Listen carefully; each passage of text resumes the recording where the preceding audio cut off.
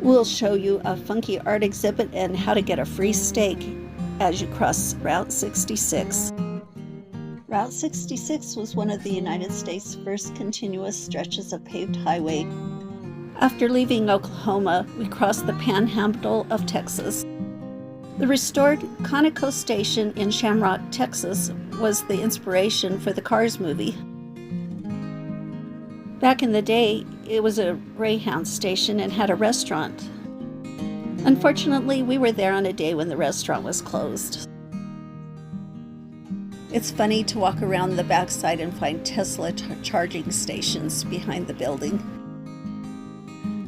During the Dust Bowl era of the 1930s, the course of Route 66 was the primary route for migrating farmer workers from the Midwest to California. The drive across this flat and barren land is just pretty boring if it wasn't for all the tourist stops along the way and the restored buildings. I don't think many of these towns would still be in existence if it wasn't for Route 66. Every time we stopped, there were other people there taking pictures and exploring the areas. Bill Mack was a radio announcer. He was called the Midnight Cowboy by truckers who would listen to him and call in special requests. We passed by the Leaning Tower of Britain. It's non-functional, just a tourist attraction.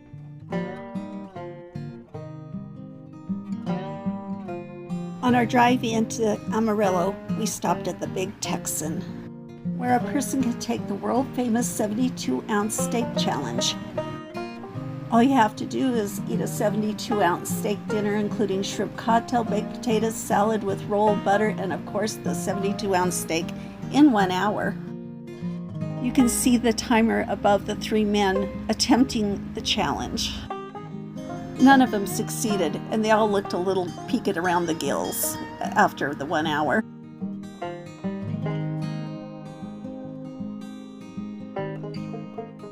Our 8-ounce prime rib was so good, though. We didn't even mind paying for it. Oh, and it didn't set us back $72 that the free steak would have cost us. We stayed at the Cadillac RV park near the highway, and you could hear some noise from there. I think this one's John Wayne in the Cadillac.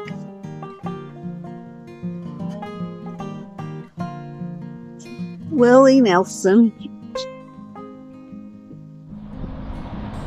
Could it be Elvis is in the car? It seems everything is turned into a roadside attraction, which was fine. We figured what the heck and went with it. Now on to the art. Cadillac Ranch was an art installation that consists of 10 Cadillacs buried nose first in the ground, installed in 1974.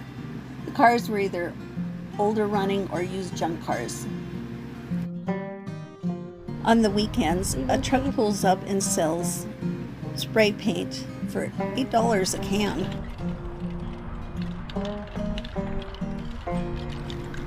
The paint on the cars was so thick in some places it was dripping, but it was kind of cool.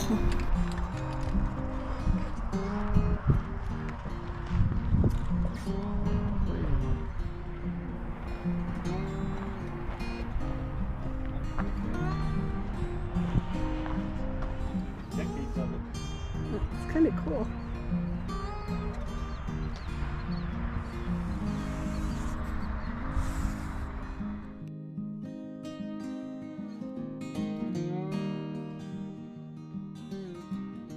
People who had leftover paint just painted the road and the barrier.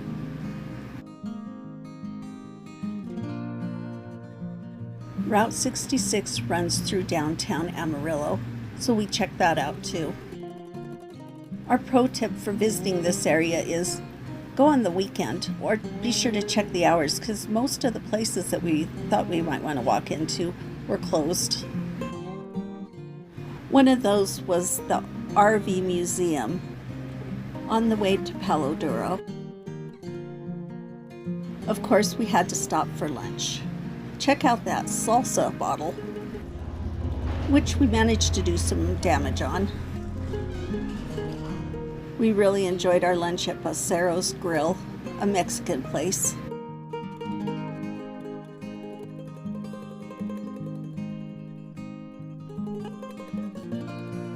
By the way, Mike said the carne asada was great, and my chicken enchiladas were tasty as could be.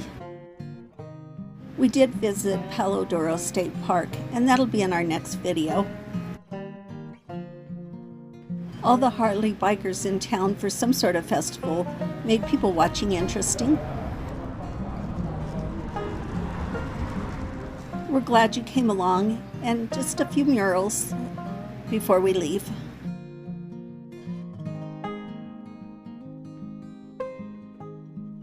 Visiting Amarillo turned out to be much better than I expected, and a great place to take a break after all the driving.